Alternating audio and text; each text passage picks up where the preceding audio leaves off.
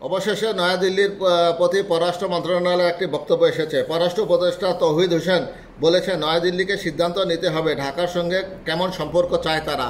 এটা পরিষ্কারভাবে তাদেরকে অবস্থান নিতে হবে ভারতকে। ভারতের পররাষ্ট্রমন্ত্রী এস জয়শঙ্করের বক্তব্যের পাল্টা জবাবে অন্তর্বর্তী সরকারের পররাষ্ট্র উপদেষ্টা মোহাম্মদ তৌহিদ হোসেন বলেছেন, ভারতকে সিদ্ধান্ত নিতে হবে তারা বাংলাদেশের সঙ্গে কেমন সম্পর্ক চায়। সোমবার 24শে ফেব্রুয়ারি পররাষ্ট্র মন্ত্রণালয়ে জয়শঙ্করের বক্তব্য নিয়ে সাংবাদিকদের এক প্রশ্নের জবাবে তিনি বলেন, উনি অর্থাৎ জয়শঙ্কর বলেছেন, কেমন সম্পর্ক চায় বাংলাদেশ সেটা বাংলাদেশকে সিদ্ধান্ত নিতে হবে। অবশ্যই বাংলাদেশ সিদ্ধান্ত নেবে বাংলাদেশ ভারতের সঙ্গে কেমন সম্পর্ক চায়। একইভাবে ভারতকে সিদ্ধান্ত নিতে হবে তারা বাংলাদেশের সঙ্গে কেমন সম্পর্ক চায়। এটা দুই পক্ষেরই বিষয়, এটা বলতে দোষের কিছু নেই। গতকাল রোববার দিল্লি থেকে জয়শঙ্কর বলেন, ভারতের সঙ্গে ঢাকা কী ধরনের সম্পর্ক চায় সে বিষয়ে বাংলাদেশের মনস্থির করা দরকার। পররাষ্ট্র উপদেষ্টা বলেন, আমার মনে হয় আমাদের স্পষ্ট সিদ্ধান্ত আছে এই ব্যাপারে। আমরা ভারতের সঙ্গে গুড ওয়ার্কিং রিলেশনশিপ চাই। আমরা চাই একটা পারস্পরিক শ্রদ্ধাবোধ এবং যার যার আগ্রহের বিষয় আছে এই ব্যাপারে আমাদের কোনো অস্পষ্টতা নেই।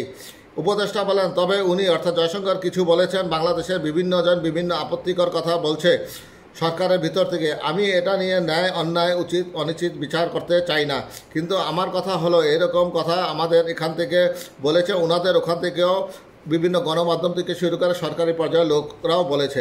পশ্চিমবঙ্গের মুখ্যমন্ত্রী মমতা বন্দ্যোপাধ্যায়ের মন্তব্য প্রসঙ্গে টেনে তৌহিদ হোসেন বলেন, ওনাদের মুখ্যমন্ত্রী তো পারলে এখানে জাতিসংঘের ফোর্স পাঠিয়ে দেন। ওনাদের একজন কেন্দ্রীয় মন্ত্রী অহরহ বাংলাদেশ বিরোধী বক্তব্য দিয়ে যাচ্ছেন। এগুলো চলতে থাকবে ধরে নিয়ে আমরা চেষ্টা করছি সম্পর্ক ভালো করা যায় কি না। কাজেই আমাদের অবস্থান সেটাই। আশপাশ থেকে দু চারজন কি বলল না বলল সেটাতে মনোযোগ না দিয়ে আমরা বরং আমাদের সম্পর্ক ভালো করার চেষ্টা করি।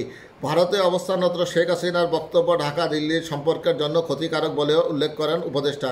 তিনি বলেন, সম্পর্ক ভালো করতে গেলে আমাদের প্রাক্তন প্রধানমন্ত্রী যে ওখানে ভারতীয় আতিথেয়তায় থেকে বিভিন্ন কথাবার্তা বলছেন এগুলো আসলে সম্পর্কের জন্য ক্ষতিকর। ওনার বক্তব্য যে সেটা আগুনে ঘি ডালছে এটা তো স্বীকৃত ব্যাপার, এটা সবাই জানে। ভিসা প্রসঙ্গে তৌহিদ হোসেন বলেন, ভিসা তাদের অধিকার, তারা কাউকে ভিসা না দিলে আমাদের কিছু বলার নাই। যখন ভিসা দেওয়া হচ্ছে না তখন আমরা তো বিকল্প খুঁজে নেব। কোনো সমস্যা থাকলে আমাদের বিকল্প দেখতেই হবে। জয়শঙ্করের বাংলাদেশের সংখ্যালঘু নির্যাতনের অভিযোগ তুলেছিলেন।